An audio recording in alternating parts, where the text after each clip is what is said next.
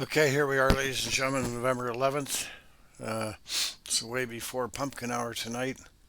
Uh, I didn't go from Sault Ste. Marie to Wawa tonight, and I came over to North Bay because I just want to think about my people I love in North Bay, uh, and the Cub kind of turned out to be like really nice to fly, and the flight tonight I ran into some audio problems, so biggest audio problem is me, but I think you can hear me.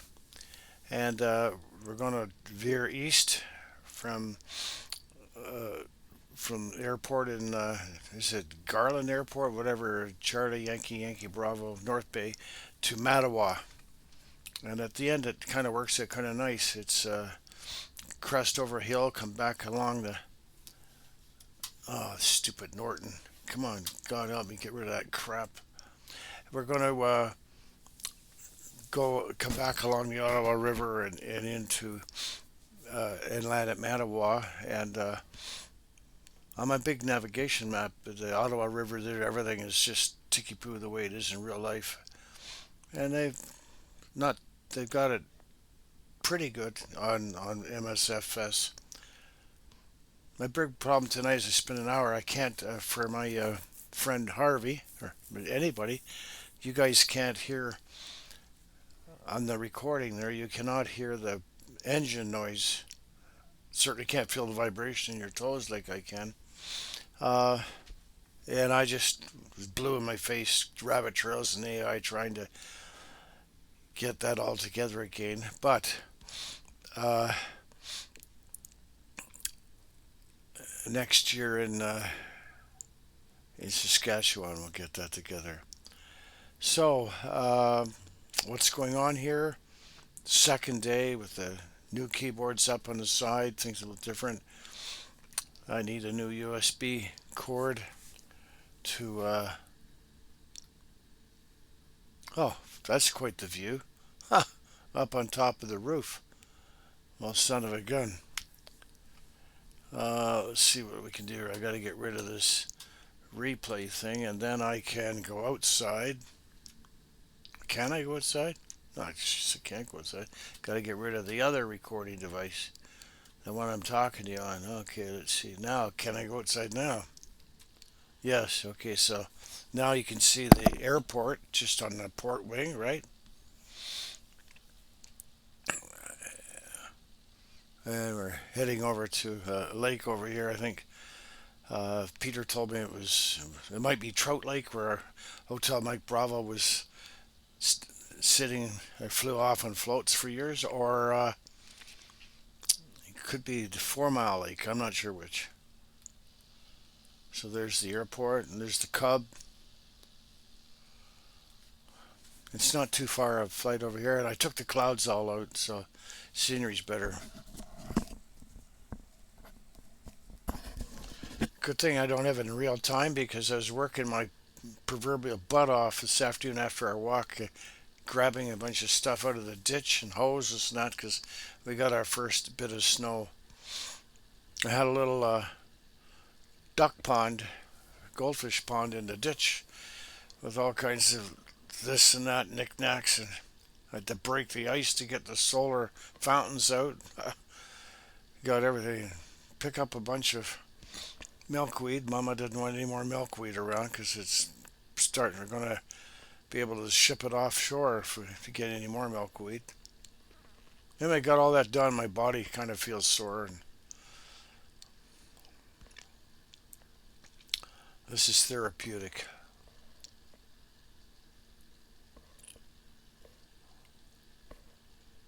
Huh. Why did my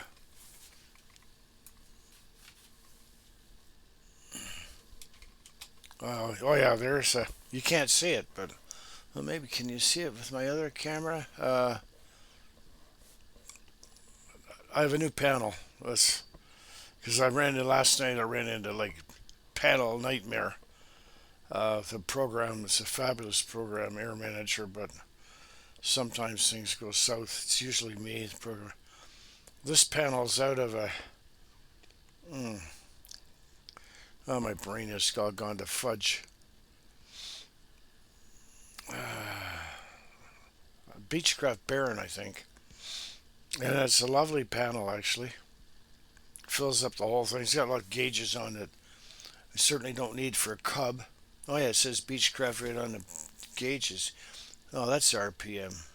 How come there's two RPM gauges? It's not a twin. Oh, maybe I have the twin panel there. But the nice thing is, it's got a nice artificial horizon. Uh, it's got a compass I can read with my healed eyes. Goes into at first I thought it was a bit busy and everything, but actually maybe it's a better panel for me. As it comes up with an idiot light when I have the brakes on, uh, but it does not show where my flaps are set at. Not that I can see anyway. I'm sure that a Beechcraft has flaps, eh? Yeah, it has to have flaps. So I guess they're depending on the pilot, the co-pilot, everybody in the cab to be looking at where the lever is. Uh,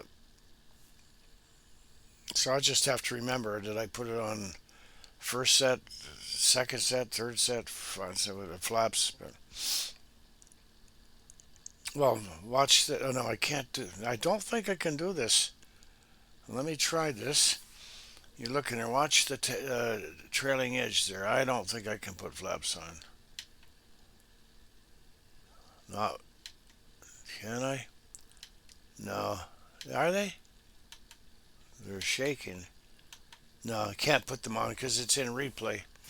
But I used to do that sometimes before I got the fancy throttle quadrant and flaps were kind of on a keyboard on the keyboard somewhere. So I used to pop outside and check the flaps, check the landing gear. It says we're doing 120. Not sure how accurate that is in terms of mixing panels and configuration files for different planes. Let's see what the RPMs are.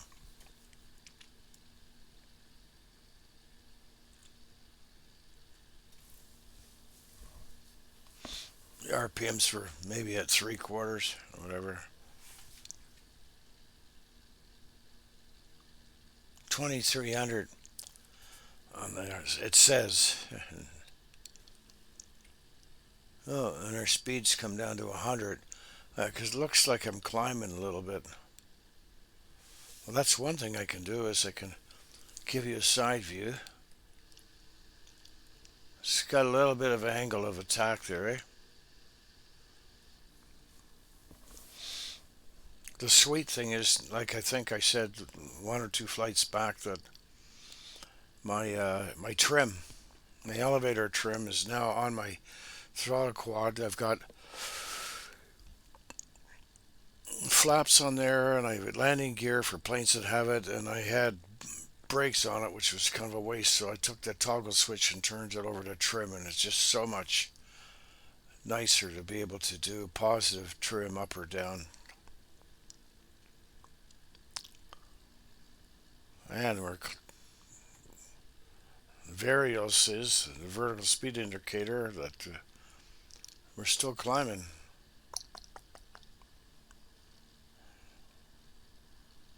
Now there's something strange. That isn't right. So the altimeter is winding down 2500 and the variometer is pegged at 1100. Can't be. Must be a glitch or a flaw in the system. Or maybe in the replay it doesn't pick that up.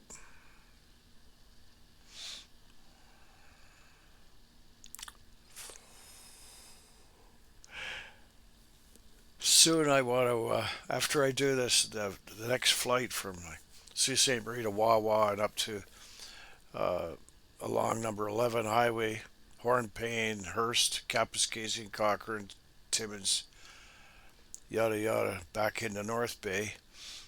Then I want to see if I can get the glider thing working. I have to figure out how to get the tow plane to tow me in the air because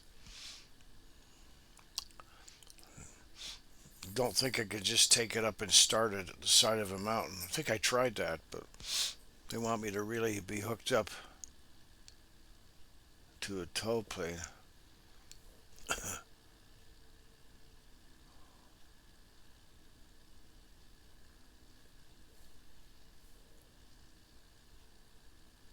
The little airplane on my nav map is pegged at the airport. Yeah, my other mouse used to have two mice side by side, but now that the other computer is out in the furnace room, its mouse cord's a bit short. So I'm waiting for Amazon to send me an extension so I can put them all back where I'm used to working with them.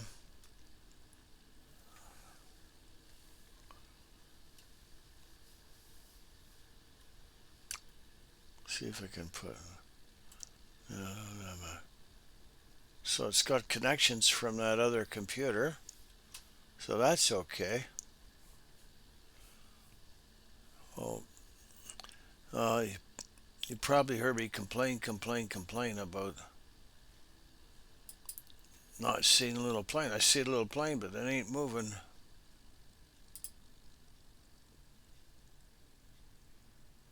It's moving all right. I lost it.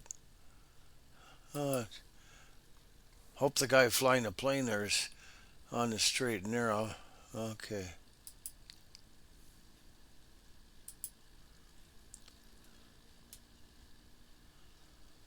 Well,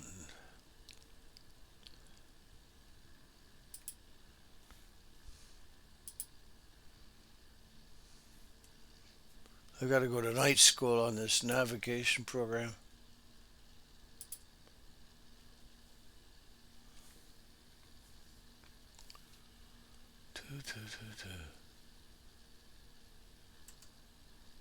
Closed.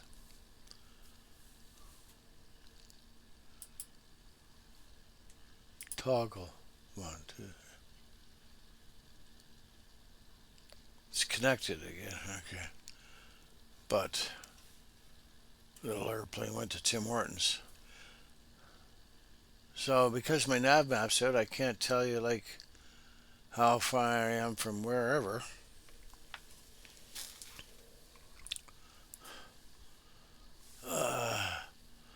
I see a little beacon in the sky that MSF have these little AI gremlins that jump in behind the screen and they go out and they paint stuff in the sky. It's just like super really great.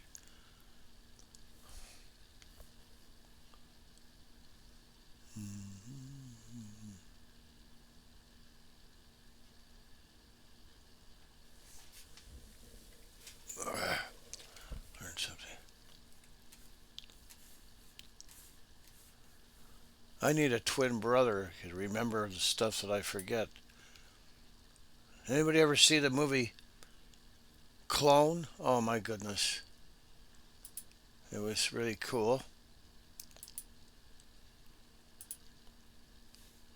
The guy was too busy as an architect, so somehow he cloned himself, made a twin, and his twin could go in and go to do jobs he didn't have time to do. Only trouble is that they didn't know what the other guy said, so sometimes it's like a liar has to remember what he said the last time he was trying to rob the bank. Okay. So finally he ended up cloning about 10 of himself, and it got too complicated, so he got rid of all the clones.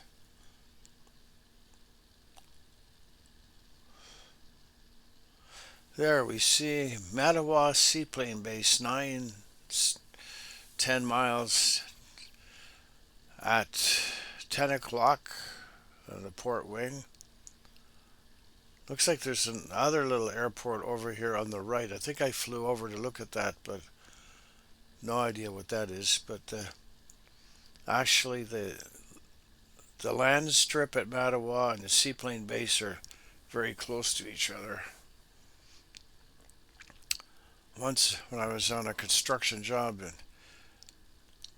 at a mine in Sudbury, I was taking an 80-ton crane back to Ottawa and stopped in Mattawa overnight, and among other things, there was a seaplane parked at the docks, and it had one float kind of below water level. It was kind of sitting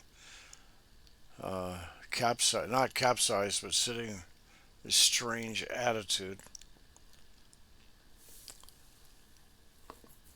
And I know that people in seaplanes, well, any kind of plane actually, if you get frost on one wing and not the other wing, good luck, Charlie, because you're not going to have a really fun takeoff.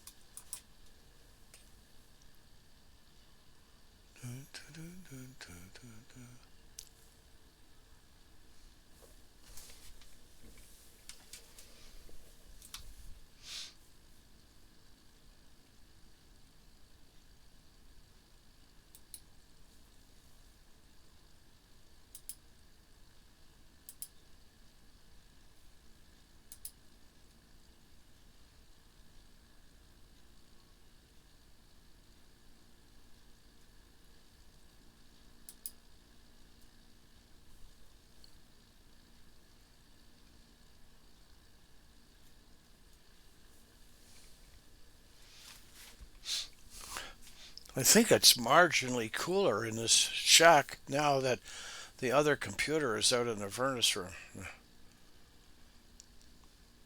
And I think that's, oh, look, my flaps came down. I think that's possibly because I'm just on a video replay and Microsoft Flight Simulator is not cranking up the CPU and the GPU and the gumdrops.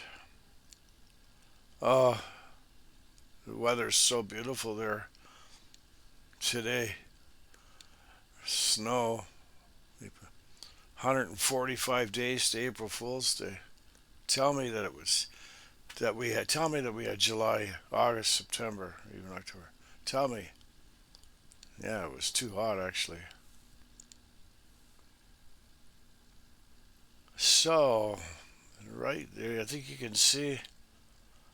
I don't know on your smaller screens because this is a picture. If you can see a little bubble in the sky, looks like the driving on a highway in Quebec when they have the gas stations there, where they have like your Esso or Ultramar or whatever, like 100 feet in the air. But come on in.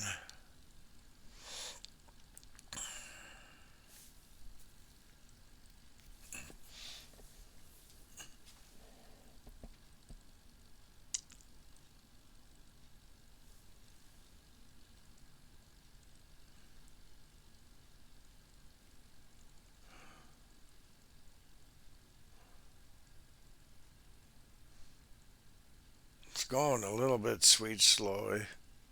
I was too tired to notice earlier. Anyway, you have to come over, not a mountain, but you got to come over bigger than a molehill, and then come down the slope on the other side and back along the river to get in properly. Otherwise, your descent would be too steep and too fast.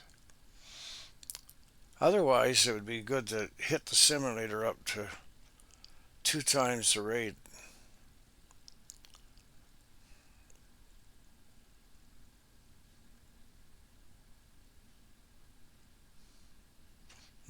Doesn't really, I don't think it overclocks the CPU. I think what happens is it just changes the configuration so that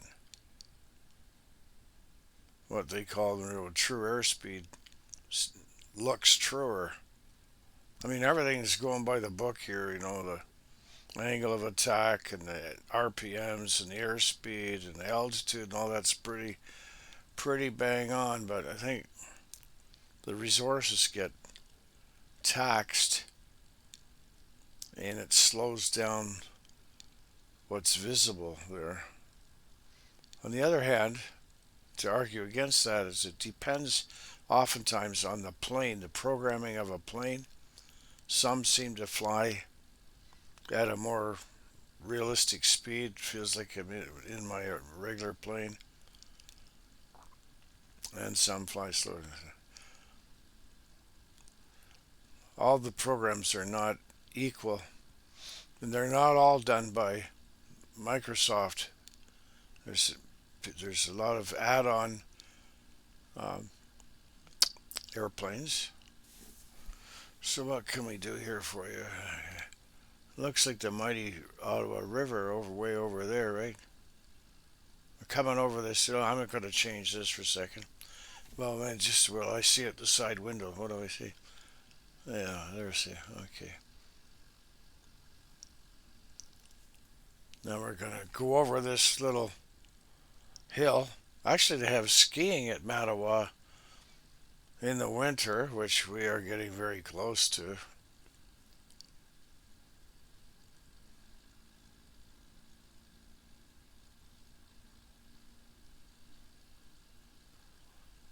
Look at that. Terrain, terrain, terrain. Pull up, pull up. Terrain, terrain, terrain. Pull up. Yeah, 1,600 feet. I don't know what the altitude at the ground level is. 70 knots and dropping. 65, 62. Came over the top. I think I'd give it more throttle. I don't know. Then we're going to. Am I going to go over another hill? My goodness. The long, slow approach. Be in Pembroke before we know it.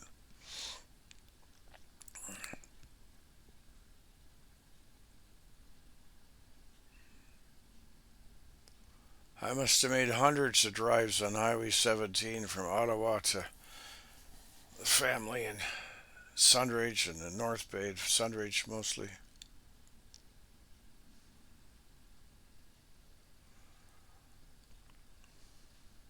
With family and without family. He said, man, with some construction equipment once. Oh yeah, that crane that I brought, 80-ton crane from Sudbury, we're racing. Hey, you don't race an 80-ton crane, but we're racing back to Ottawa, to Hull actually, to get it in Quebec for the. Oh, let's see, it's before I was married, so 70. Yeah, so 75. I said, yeah, 75. Yeah, for the 76 Olympics. So they were building the Olympics, so in 75. So I got that crane over there because there was a strike coming. They didn't care about me, but they wanted that crane back there to go to Montreal. And at this place here, Mattawa, just before Mattawa in the hills, I remember putting the 80 tons into Mexican overdrive, which is you pop the machine or the truck into neutral and you just let her rock and roll. Uh, it's kind of stupid, but kids are stupid.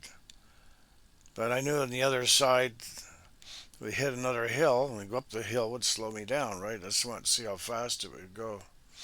Stupid. Here we are on approach. Like a lot of Microsoft thing, they have trees in indiscreet places.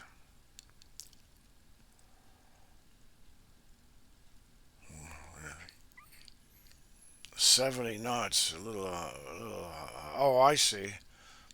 I was looking at the wrong place. That was a road. I was going to land on the road. Got to go down the creek, the mighty Ottawa, a little bit further. My grandparents pioneered up the Ottawa River on steamboats way, way back. Well, they were pioneered out, homesteaded in BC in 1904, so the steamboats must have been 18 something.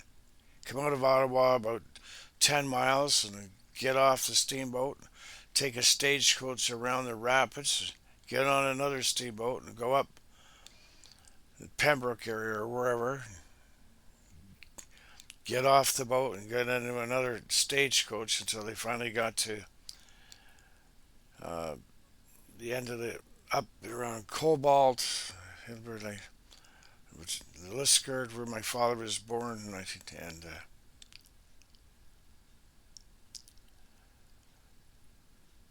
a lot more stories there. When the forest fires came through, they used to all go jump in the river. Maybe that's where they say, "Go jump in the lake." Okay, shut up. Let's concentrate. We gotta land this plane. I'm gonna shear the wings off in those trees, eh?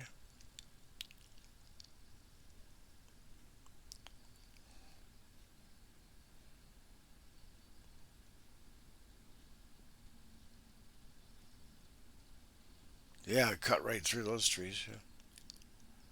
There we are, ladies and gentlemen. John Boy, everybody. I didn't bounce too much. A little bit of a twist. Still haven't fixed the rudders, but uh, this cub has got a nose wheel. That's why I use it. I pick it. Screw those tail draggers. Okay. Where's the stop the recording?